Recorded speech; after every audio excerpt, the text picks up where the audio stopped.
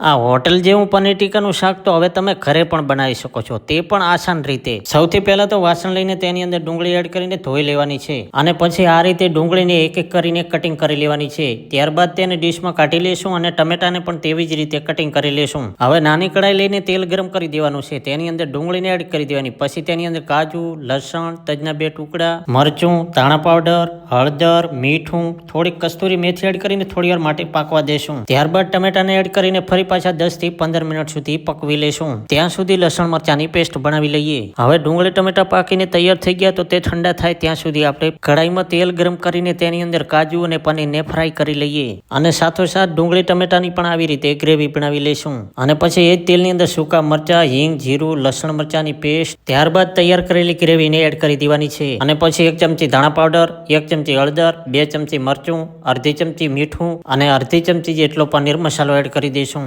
ત્યારબાદ 10 થી 15 મિનિટ સુધી ગ્રેવીને પાકવા દેવાની છે અને લાસ્ટમાં ફ્રાય કરેલા કાજુ અને પનીરને એડ કરી દેશું અને મિક્સ કરીને નોર્મલ તાપમાન પર 10 થી 15 મિનિટ ફરી પાકવા દેશું.